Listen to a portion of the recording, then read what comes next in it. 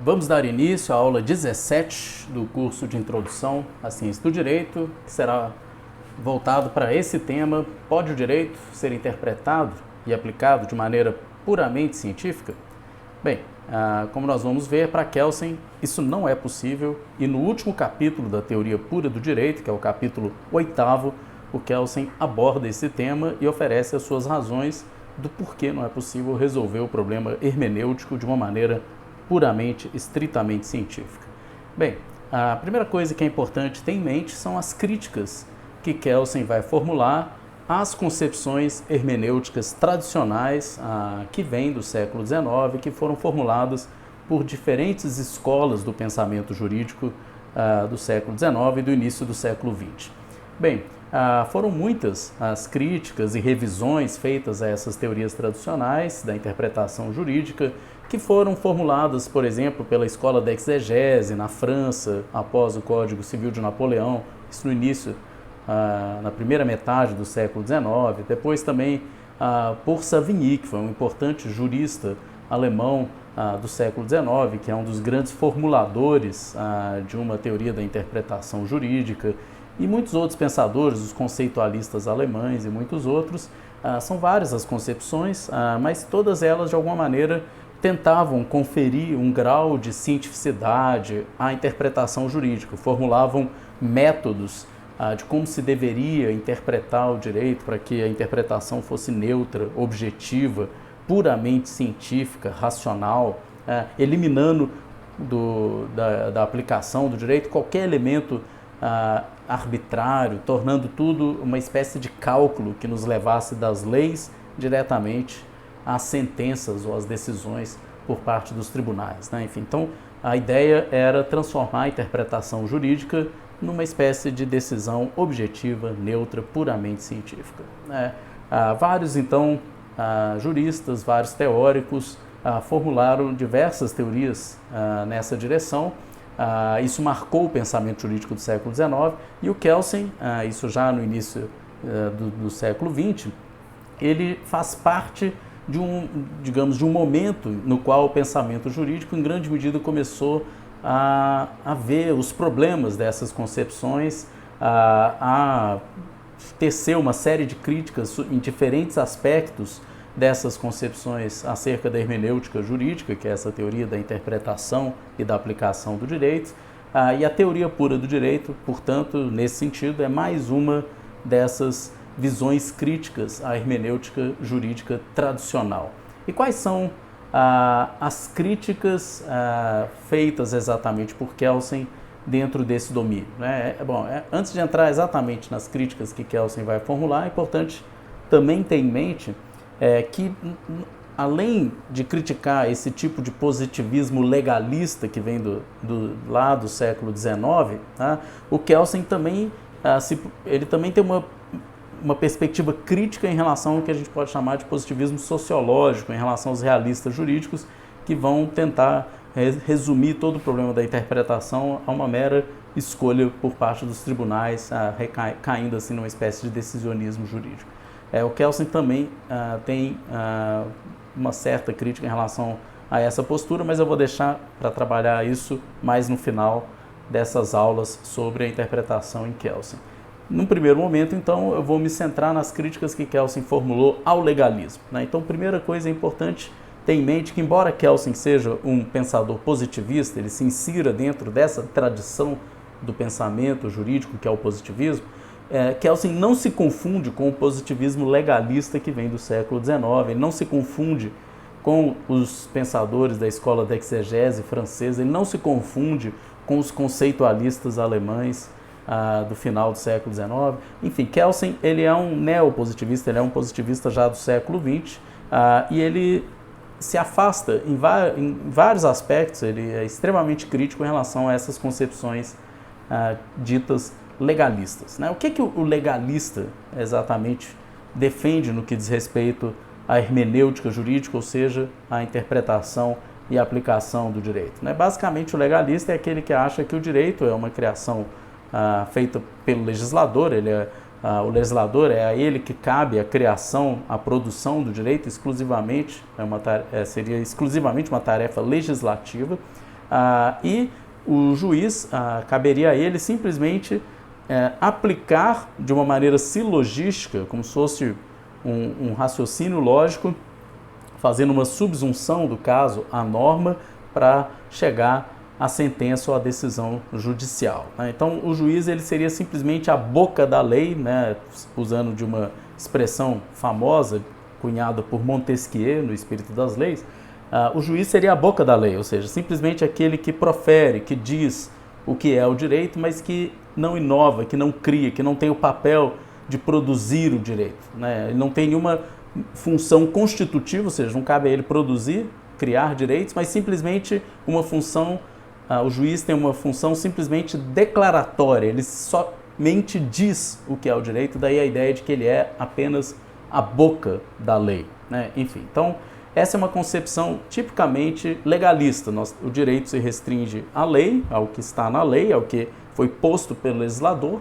A tarefa do juiz é simplesmente aplicar cientificamente a lei, declarar o que, a partir da lei, nós podemos extrair para aquele caso concreto, né? Então, a ideia do legalismo é de que a lei ela determina completamente a decisão judicial, ou seja, a partir de uma lei nós temos uma única decisão que pode ser obtida cientificamente para cada caso concreto, né? Então essa é a aposta, a crença do legalismo no que diz respeito à hermenêutica jurídica. E Kelsen claramente se afasta dessas concepções por vários motivos. Eu vou entrar então nesses motivos. O primeiro deles é que para Kelsen o exercício da função jurisdicional, que é a função de julgar, de tomar decisões, ela implica a criação do direito e constitui um elemento, portanto, volitivo, né? Ou seja, o juiz, ao tomar uma decisão, ele não está simplesmente declarando algo que já está dado na lei, ele está produzindo algo novo, né? Por meio de um ato de vontade, por meio de uma escolha que cabe a ele, enquanto autoridade, para decidir realizar. O juiz, por meio de escolhas, e ao tomar uma decisão, ele acaba criando também direito, né? Então, o direito não é algo que é simplesmente criado pelo legislador e aplicado pelo juiz. O direito é também, em grande medida, criado pelo próprio juiz. Então, o juiz tem um papel constitutivo, não apenas declaratório, né? Essa é a primeira crítica que o Kelsen vai fazer a essas concepções tradicionais. E a segunda, a gente pode então considerar que a teoria pura do direito pode ser vista como uma tentativa de superar, como eu disse, tanto o positivismo legalista como também o positivismo sociológico. A gente vai ver as próximas críticas aqui na sequência, né? Então, Kelsen, crítico do legalismo, primeira coisa, a criação do direito não cabe apenas ao legislador, como eu disse, o juiz também participa desse processo e também tem um papel constitutivo. A função, portanto, do juiz não é meramente declarativa, mecânica, ou seja, não apenas tira da lei mecanicamente a decisão por meio de um cálculo lógico, um silogismo, não. Ele faz escolhas e essas escolhas não são cientificamente determinadas, né? Não são ditadas pelo que está na lei, é um exercício de um poder específico, que é o poder jurisdicional e que tem um caráter constitutivo de produzir normas jurídicas válidas, que são as sentenças, são entendidas por Kelsen como normas individuais, que individualizam o direito. E além disso, o Kelsen faz uma série de críticas ao silogismo jurídico e à visão do juiz como boca da lei, né? Enfim, então não é possível pensar a decisão judicial, a aplicação do direito como se fosse um mero cálculo lógico, uma dedução a partir da lei, e nem é possível pensar o juiz como se meramente declarasse um direito prévio já existente no caso concreto, como se a partir da lei nós pudéssemos diretamente chegar a uma decisão para cada caso concreto sem acrescentar nada, sem que nada de novo tenha de ser estabelecido, né? Enfim, então Kelsen claramente se afasta dessas concepções legalistas e eu vou ler algumas passagens que ilustram bem essa concepção de Kelsen. Diz ele, na teoria geral do direito do Estado, o seguinte: contrariamente ao que às vezes se afirma, o tribunal não formula apenas um direito já existente. Ele não busca e acha apenas o direito que existe antes da decisão. Não pronuncia meramente o direito que existe, pronto e acabado, antes do pronunciamento. tanto ao estabelecer a presença das condições, quanto ao estipular a sanção, a decisão judicial tem um caráter constitutivo. Então aqui, nessa passagem, Kelsen deixa bem claro que o direito não é algo que está dado, pronto e acabado, feito simplesmente pelo legislador, e que agora cabe ao juiz e aos tribunais simplesmente aplicar por meio de um silogismo. Não, como diz o Kelsen, no processo de tomada de decisão, a decisão ela tem um caráter constitutivo, ela produz direito, ela cria normas e ela deve ser entendida nesse sentido, em grande medida equiparada ao que faz o legislador, só que o legislador com competência para produzir normas gerais e os juízes e tribunais para produzir normas individuais, sentenças e acordos. Bem, outra passagem do Kelsen, essa agora da teoria pura do direito, também ilustra bem essa posição, diz ele.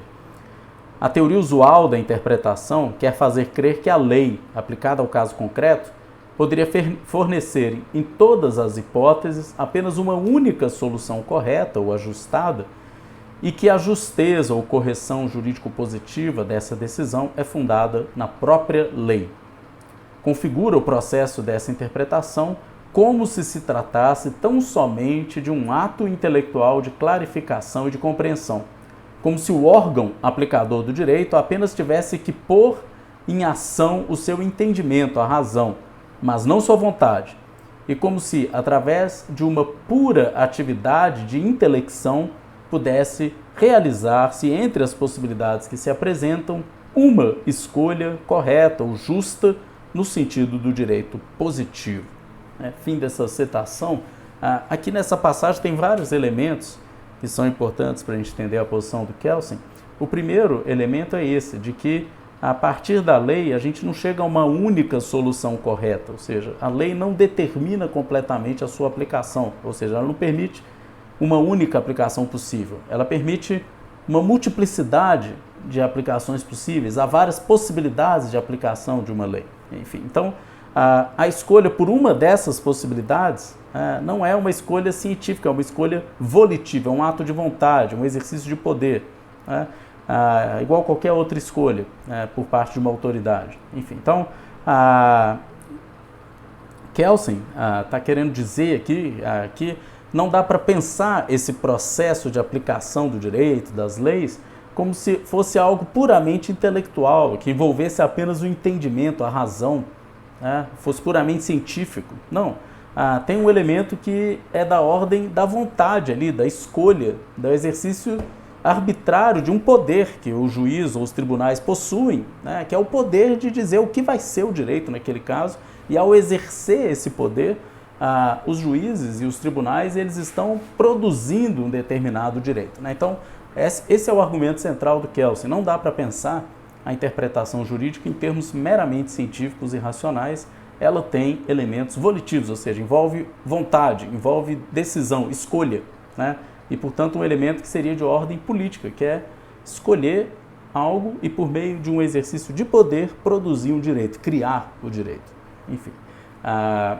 Bem, um ponto que eu acho muito importante na argumentação do Kelsen, que vale a pena compreender bem, é a crítica que ele vai fazer a essa hermenêutica tradicional. Ele vai dizer que há um grande perigo nessas concepções tradicionais e que deve ser evitado. E qual que é o grande perigo?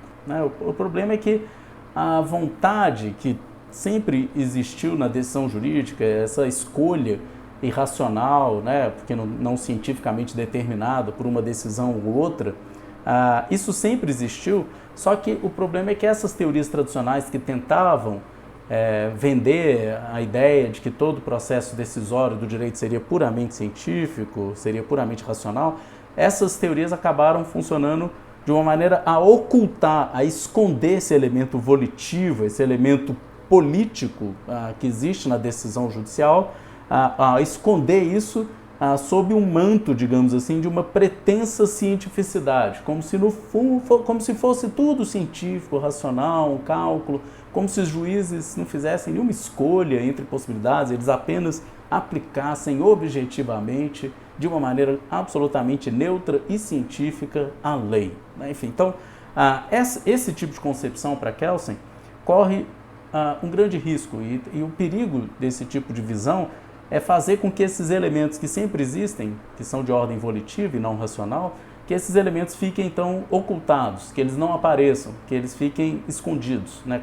Como se não existissem, né? Então, o irracional nesse tipo de situação, o irracional, ele passa ilusoriamente por algo racional, ele é apresentado como se racional fosse, né? Então, essa passagem que eu extraí da teoria pura do direito trata desse ponto, né? Diz Kelsen, apresenta-se falsamente como uma verdade científica aquilo que é tão somente um juízo de valor político, né? Tá vendo? Qual que é o perigo dessa ciência hermenêutica? É ela esconder esse elemento político e fazer parecer que tudo é ciência, tudo é científico, toda decisão judicial é uma mera aplicação científica das leis, né? Para reforçar esse ponto, obviamente, no fundo, o que está em questão aqui para Kelsen é que o papel da ciência do direito não é enganar as pessoas, não é fingir que tudo é científico. Isso, inclusive, é algo absolutamente anticientífico. Ou seja, se tem algo, a primeira coisa que um cientista deve fazer, obviamente, é ter clareza em relação aos seus próprios limites, ao que a ciência é capaz de fazer e também do que ela não é capaz. E não ficar dizendo algo sobre aquilo que a ciência é incapaz de dizer como se fosse científico, né? Então a ciência, ela cumpre um desserviço, digamos assim, quando ela passa a esconder as coisas e a fingir que tudo é científico, né? Uma ciência que faz isso, ela inclusive é uma espécie de anticiência, porque o papel da ciência é esclarecer as coisas, é justamente mostrar o que elas são e não ficar escondendo, fingindo, iludindo pessoas, né? Ocultando fatos, né? A realidade de um fenômeno e por aí vai, né? Enfim, então, Kelsen, nesse sentido, ele está adotando uma postura estritamente científica. Olha, a ciência precisa ter clareza sobre o que afinal de contas, ela é capaz de oferecer para a interpretação jurídica e mostrar aquilo que não é científico e deixar claro quais são os elementos não científicos, não racionais e que, portanto, são de ordem de uma escolha arbitrária que estão envolvidos na decisão judicial. Enfim, então esse seria o papel de uma boa ciência do direito no campo da hermenêutica, né? E não ficar se iludindo as pessoas e fingindo que tudo é científico. Essa é basicamente a crítica do Kelsen nesse aspecto. Há uma passagem que reforça essa crítica, que está na Teoria Pura do Direito, na página 391 para 392, eu vou ler essa passagem. Diz Kelsen, não há absolutamente qualquer método capaz de ser classificado como de direito positivo, segundo o qual, das várias significações verbais de uma norma, apenas uma possa ser destacada como correta. Apesar de todos os esforços da jurisprudência tradicional, ou seja, da ciência tradicional do direito, não se conseguiu até hoje decidir o conflito entre vontade e expressão a favor de uma ou de outra por uma forma objetivamente válida. Todos os métodos de interpretação até o presente elaborados conduzem sempre a um resultado apenas possível, nunca a um resultado que seja o único correto, né? Enfim, então, nessa passagem, Kelsen deixa claro, não existe nenhum método estritamente científico que nos permita, a partir de uma lei, chegar a uma única decisão, como se aquela fosse a única decisão cientificamente possível a partir daquilo que está posto na lei. Para Kelsen, esse método não existe, e na medida que não existe, as diversas ferramentas científicas da interpretação jurídica, o que elas nos oferecem, no final das contas, é um conjunto de possibilidades de aplicação do direito, segundo um método, por exemplo, de aplicação gramatical, sociológico, lógico, sistemático, teleológico e por aí vai, né? Vocês ainda vão estudar isso na hermenêutica jurídica, mas enfim, existem diferentes métodos ou instrumentos de interpretação, e usando deles a gente pode chegar a diferentes interpretações possíveis, né? E não há nenhum metamétodo, né, ou uma espécie de regra estritamente científica que me permita dizer qual dessas possibilidades é a única correta do ponto de vista do direito posto, qual que é a única cientificamente correta. Todas são possíveis e a escolha entre uma delas não vai ser mais científica, vai ser uma escolha de ordem política, digamos assim, uma escolha simplesmente por parte de quem tem poder, da autoridade competente, que no caso, né, da tomada de decisão, é aquela autoridade que detém o poder jurisdicional, o poder de julgar, de decidir, que são os juízes e tribunais. Bem, Na página 396 tem outra passagem da teoria pura do direito que ilustra esse ponto. Diz Kelsen que a interpretação jurídico-positiva tem de evitar com o máximo cuidado a ficção de que a norma jurídica apenas permite sempre, em todos os casos, uma só interpretação. A interpretação correta, a interpretação correta. Isto é uma ficção de que se serve a jurisprudência tradicional, ou seja, a ciência tradicional do direito, para consolidar o ideal da segurança jurídica. Em vista da plurissignificação da maioria das normas jurídicas, este ideal somente é realizável aproximativamente. Então, aqui entra um outro elemento que eu queria rapidamente explicar. Bom, mais uma vez, o Kelsen dizendo que é preciso evitar com o máximo cuidado essa ficção, essa ilusão de que tudo é científico na interpretação e na aplicação do direito.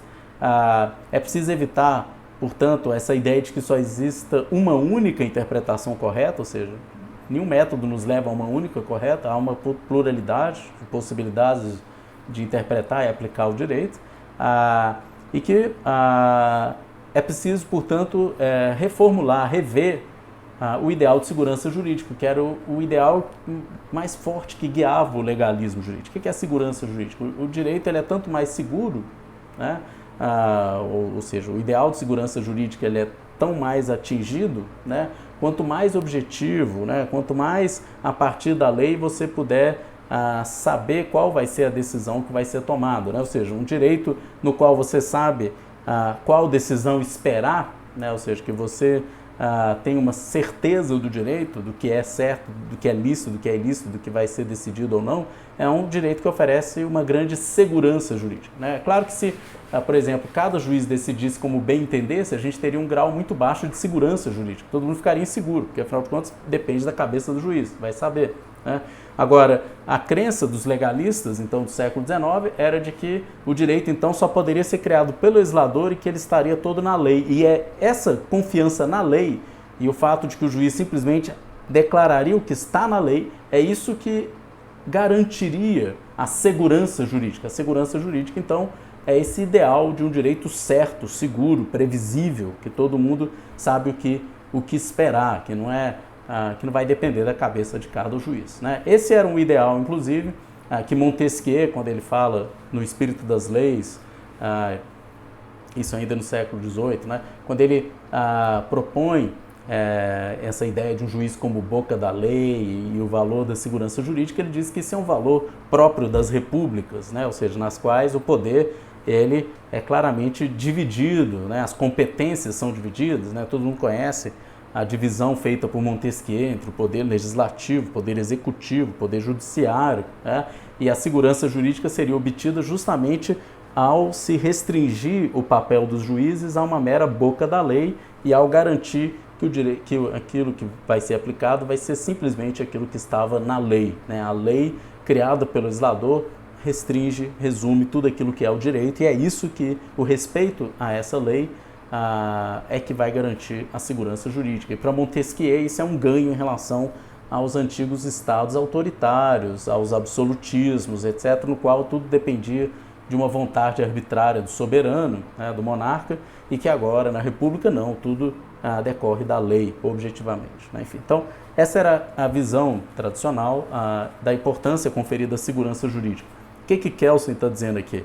Olha, esse ideal de segurança jurídica ele só pode ser realizado aproximativamente, ou seja, não dá para imaginar que a lei ela determina completamente suas decisões, ou seja, por mais que a gente respeite a lei, respeitar a lei não significa tomar a decisão prevista na lei, significa tomar uma das decisões que são abarcadas ou possíveis a partir daquela lei, né? Então, segurança jurídica ela é sempre algo aproximativo, ou seja, você nunca pode ter completa certeza de qual vai ser a decisão tomada pelo juiz ou tribunal por uma razão muito simples, não porque o juiz vai desrespeitar a lei, mas porque a partir da lei são possíveis decisões distintas. Então, qualquer que seja a decisão tomada pelo juiz, se for uma daquelas que são possíveis à luz ou a partir de uma lei, o juiz está realizando o ideal de segurança jurídica, mas perceba, está realizando aproximativamente, porque afinal de contas a gente nunca vai ter uma certeza plena do direito, nunca é possível ter uma segurança completa acerca do que vai ser aplicado, né? Mas é possível ter uma aproximação, ou seja, é possível saber qual é o conjunto de possibilidades das decisões possíveis a partir da lei, mas não qual é a decisão. Então percebam, o Kelsen ele coloca uma ênfase muito grande nesse artigo, né? O que nós temos não é a interpretação correta, são as interpretações possíveis, né? Uma das interpretações possíveis a partir da lei. É nesse sentido que o ideal de segurança jurídica deve ser compreendido, e é nesse sentido que ele pode ser realizado, que ele pode ser buscado de alguma forma. Bem, dando continuidade, na página 387 da Teoria Pura do Direito, Kelsen ele apresenta uma definição do que ele entende por interpretação. Eu vou ler a definição que Kelsen oferece, depois eu vou explicá-la, porque à primeira vista talvez ela pareça estranha, enigmática. Diz Kelsen o seguinte, que interpretação é uma operação mental que acompanha o processo de aplicação do direito no seu progredir de um escalão superior para um escalão inferior. Bem, para entender essa definição, a primeira coisa é preciso entender como Kelsen pensa a estrutura das normas, né? Eu já falei sobre isso, ele pensa na forma de uma estrutura piramidal. No ápice, como fundamento de validade de todo esse sistema, nós temos a norma fundamental. E nós temos diferentes camadas, ou escalões, ou níveis, né? Nas quais normas superiores atribuem validade para normas inferiores. O que é a interpretação? A interpretação nada mais é do que esse processo que acompanha, é uma operação mental, aliás, que acompanha todo esse processo de passagem de um escalão superior para um escalão inferior. Então, toda vez que o direito passa de uma norma superior para uma inferior, nesse passar de um escalão para outro, existe uma operação mental que acompanha isso, que é a interpretação. É ela que é por meio de interpretação que nós aplicamos a norma superior e que nós criamos a norma inferior. Então, toda vez que o direito é criado, isso envolve uma operação mental, que é a interpretação. Toda vez que o direito é aplicado, isso envolve uma operação mental, que é a interpretação. A interpretação, portanto, é uma espécie de ato ou operação mental, né, um pensamento, vamos dizer assim, que é uma espécie de moeda que tem uma dupla face, né? Enfim, como cara e coroa, né? Qual que é a dupla face que está sempre envolvido no processo da interpretação? De um lado, a interpretação ela é sempre aplicação do direito, ou seja, ela sempre está aplicando a norma do escalão superior. Mas por outro lado, esse é o outro lado da moeda, interpretação. Por outro lado, a interpretação ela é também criação do direito. Então, toda interpretação envolve, de um lado, aplicação, de outro lado, criação normativa ou criação de direito. Então, ao interpretar, o direito é sempre aplicado e criado ao mesmo tempo. Aplicado a norma do escalão superior, criada a norma do escalão inferior. Bem, a aplicação, então, do direito, ela constitui também criação normativa. Ao mesmo tempo, ela é também criação normativa, né? Então, vamos tentar entender isso a partir de uma exposição simplificada dessa estrutura escalonada pensada pelo Kelsen, né? Então, vamos pensar a pirâmide de Kelsen em 4 níveis, né? Lá no nível no nível superior da pirâmide, nós temos a Constituição, as normas constitucionais. Abaixo, as leis. Por exemplo, as leis ordinárias. Abaixo delas, nós temos as regulamentações, as diversas regulamentações, portarias, atos de autoridades, por exemplo, do Poder Executivo. E, por fim, no quarto nível dessa pirâmide, nós teríamos as sentenças ou decisões de tribunais, né?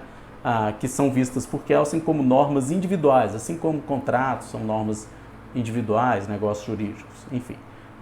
Nesse sistema, entendido de uma forma dinâmica, o tempo inteiro normas superiores são aplicadas e normas inferiores são criadas. E essas normas são criadas tanto pelo legislador, ao produzir as leis, como pelas autoridades executivas, ao regulamentar essas leis, como pelos juízes e tribunais, ao decidir em casos concretos e aplicar leis, regulamentações ou a Constituição.